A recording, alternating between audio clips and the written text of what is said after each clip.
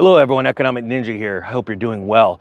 Nvidia stock is about to shock the absolute world. It doesn't matter if you own stock, bonds, have a big Facebook account, have gold, silver, or even collect Monopoly game pieces like the car and the hat. That's right, the car was my favorite. You are going to be absolutely shocked because there are things going on with that stock that are going to shock. Now with big stories come big notes. So let's take this serious. And yes, that is correct.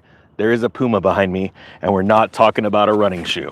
All right, Nvidia stock has become the most important stock, adding pressure to upcoming earnings reports. Now, this is from CNBC, and you have to understand how big of a deal this is because, well, we'll just let you know. For Nvidia investors, the past 2 years have been on a joyride, but recently they've been on more of a roller coaster. As the primary beneficiary of the artificial intelligence boom, Nvidia has seen its market cap expand by 9-fold since the end of 2022. But after reaching a record in June and briefly becoming the world's most valuable public company, Nvidia proceeds to lose almost 30% of its value over the next, 7 weeks. Nvidia, that's a big deal. It's shedding about $800 billion off its market cap. Now, this is where it gets real. The bigger a stock rises, the harder it falls, because as its market cap gets big and it sheds 10 or 20%, that is a lot of money lost in the stock market, and it reverberates that shockwave through the rest of the stock market. And if it becomes too bad, too big, then what it does is it moves into other markets as well. You've seen the effect when the crypto market gets taken down on a day where stocks are doing bad. You would think that they don't correlate, but they do because of the money in one affects the money in the other. If an investor is taking loss in one asset class, they may be forced to sell. They may be forced to sell something in another asset class, thus creating something bad. Need some coffee. This is very unprofessional. Look, truth is, you don't know which ninja you're gonna get. You may get happy ninja, may get goofy ninja, you may get serious ninja or heart on his sleeve ninja.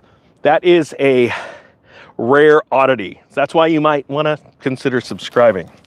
Now it says here, now it's in the midst of a rally right now that's pushed the stock within 7% of its all-time high. With the chip maker set to report quarterly results on Wednesday, the stock's volatility is top of mind for Wall Street.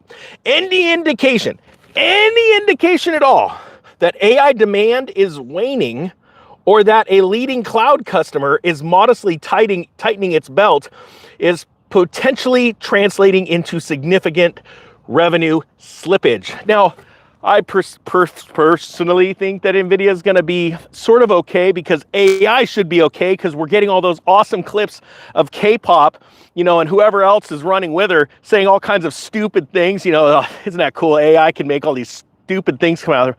Oh, what do you mean that's real? The things, that crap that comes out of their mouth, that's real. All right, so AI might have a problem. All right, here we go.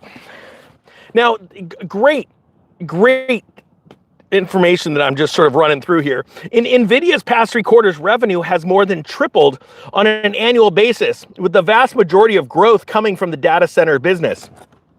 It's not just Nvidia, though. You've got to look at all the FANG stocks, Facebook and all those guys. They have become so big that when they move just a little bit to the downside, Wall Street starts freaking out. And it's important to note that when you see that, when the stock market is in bubble territory, when it's held up by a handful of stocks, think .com time, it's not going to end well as it drops. And it's not like wealthy people are selling their stocks. Buffett. All right. Investors will be paying particularly close attention to Nvidia's forecast for the October quarter. This company is expected to show growth of about 75% to 31.7 billion.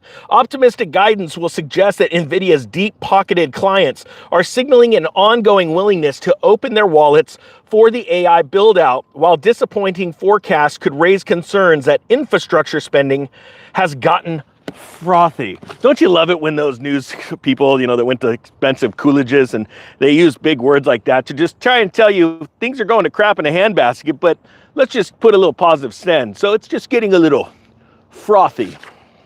It says here, last month, the CEO of Google and Meta enthusiastically endorsed the pace of their build-outs and said, underinvesting was a greater risk than overspending. That's because they're not doing too well too, so they've got to justify all the money they're blowing.